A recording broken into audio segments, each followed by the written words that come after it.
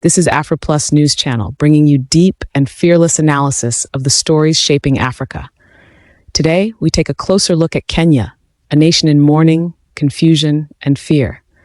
The sudden death of Raila Odinga, a man many saw as a symbol of political resilience and democracy, has thrown the country into a storm of suspicion, grief, and tension. But what exactly is happening in Kenya? Why are some celebrating while others are crying out in anguish? And why are reports emerging of intimidation, violence, and mysterious deaths in the aftermath of this tragedy?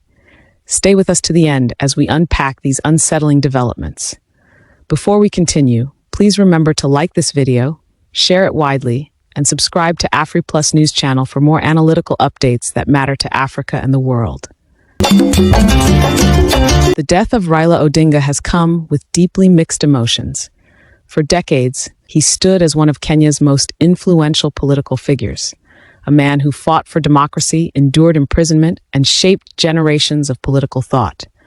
Yet instead of a united national mourning, we are witnessing division. The remarks from Nyeri Governor Mutahi Kahiga, who openly celebrated Odinga's passing by saying it saved Mount Kenya, have left many stunned. What kind of society rejoices at the death of a man who devoted his life to his nation? Has politics in Kenya grown so toxic that even death can no longer unite the people? And if so, what does this reveal about the soul of Kenyan democracy today? Is that shocking video clip of an unprecedented scene where an elected leader appearing to celebrate the death of former Prime Minister Raila Odinga. In the video, Nyeri Governor Mutahi Kahiga termed the death of former Prime Minister Raila Odinga as God's plan to give development back to the Mount Kenya region. Governor Kahiga, who spoke in his native Kikuyu language, says the death of Odinga sends everyone back to the drawing board, including the head of state, William Ruto. Kahiga spoke in Kieni constituency, Nyeri County. Here is the video clip and its translation. Na inyo mutaumaga ibita ibita koduna kore na ito tole yaro la diona ko yo doaro sunoke to ito ntwake twikianga tukidakie dukanake leo turakibatire gaina kyaroka ka kiro arauga leo koro woni ate ko bore mwaka mwaka tukaia to ikaia bado mali tu machokia drawing ki to le bagore na kire ho kire so bore ali akutia gaina ke no ya kire ga kimakwa ya koma kakayo ile tibiwa sio ajira yake ona kete kule arobo na kupija na mara kwa bana mtu ya kupata baba ake moya tegala na ya roke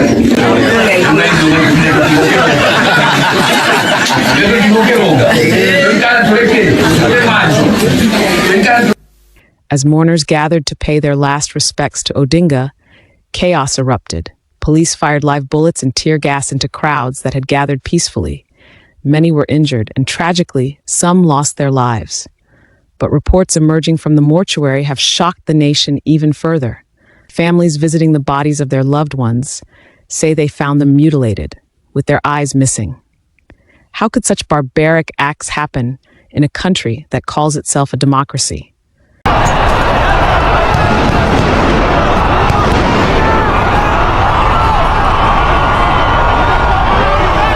Tell me how come a member of your family has gone to see Raila Odinga in Kasarani, shot dead, taken to mortuary.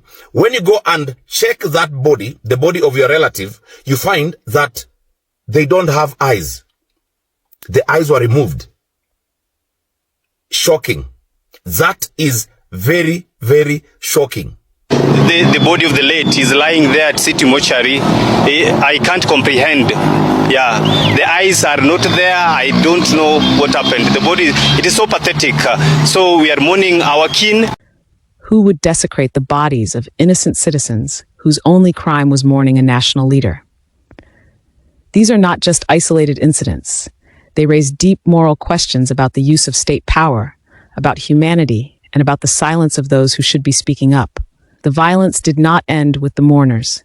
On the very day of Odinga's burial, Bishop David Kodia, the cleric who had delivered a bold and emotional sermon at Nyayo Stadium, was attacked in his home. Witnesses claim the attackers were men in police uniforms, armed and acting under direct orders. The bishop himself reportedly said that the men were sent by a senior political figure named Farouk. There was no arrest warrant, no legal process, only intimidation and violence. What does it say about the state of freedom in Kenya when even religious voices are no longer safe to speak the truth? I want us to make a testament. I want us to make a testament with the people of Kenya. If there is anyone here at whatever level, be you a governor, be you an MCA, be you whoever it is who has looted this country, you know you stand a chance of being condemned. I'm a public figure, and if at all police is to come to my place, it has to be well channeled. I'm not a criminal that can be arrested without order from court. So I don't understand why they came to my place.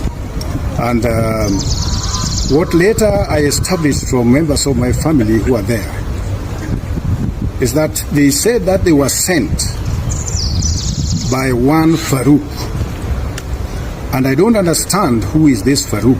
That's what they told my family. When they asked who sent you, that we are sent by Farouk. So I don't know who is this Farouk. I've never met this Farouk, and I don't know how important this Farouk is. I don't understand. Another thing is that when I sent the team there, I alerted the media, because I'm not someone that you can just come and arrest anyhow like that. I alerted even the county government, because they were policemen. But later, the police commandant or Nyanza police boss called me to say that he's not aware of those people. And interestingly, he may not be aware, but they were in uniform and they were captured in uniform. They were there and they had guns. I'm a very small person. You don't even have to carry guns to come for me. You simply send me a note, then I'll appear before any police station. Then when they interrogated my family, they really traumatized them, because they were saying that now they changed the story. That I'm peddling, I don't know what, that I'm engaged in money laundering. Surely it's better to be more intelligent than that and have a better life. Are we witnessing a systematic attempt to silence those who question authority? Kenya now stands at a dangerous crossroads.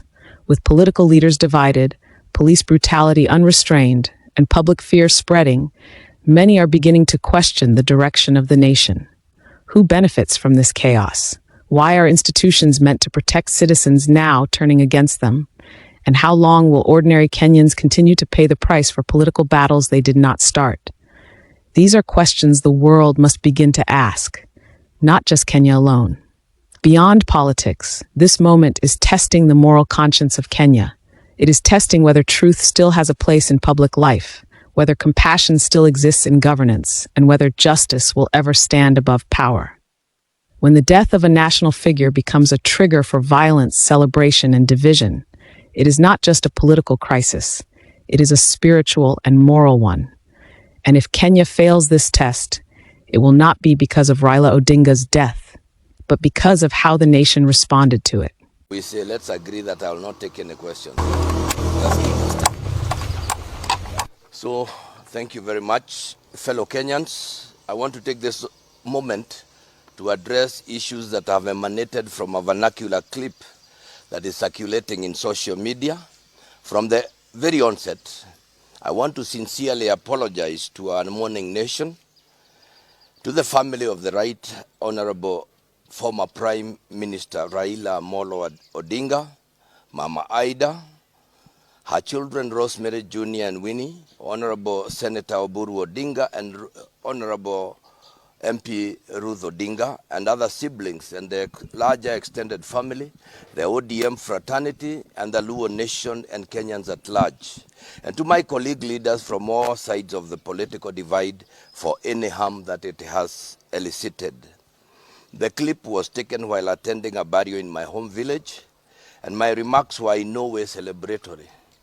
What I meant is that under the current broad-based government, We have seen skewed development and politically, the loss of the Right Honorable former Prime Minister Raila Odinga sent everyone back to the drawing board. As the popular saying goes, God takes the best, and it is in this context that I made those remarks in vernacular. Let me also make it clear that the remarks I made are my personal views and therefore should in no way be associated with the community's position or any political affiliation, nor the Council of Governors. Finally, in noting the huge public interest that this issue has generated, I am taking responsibility of the real and perceived meaning of my remarks, and as a result, therefore, I have decided that with immediate effect, I am going to step down as the Vice Chair of the Council of Governors. And as I do that, I also pray that the soul of the Right Honorable Prime Minister Raila Odinga continue resting in eternal peace. God bless Kenya. Thank you very much. How do you say that in? Conclusion. As Kenya mourns, one truth must remain. History will not forget these days.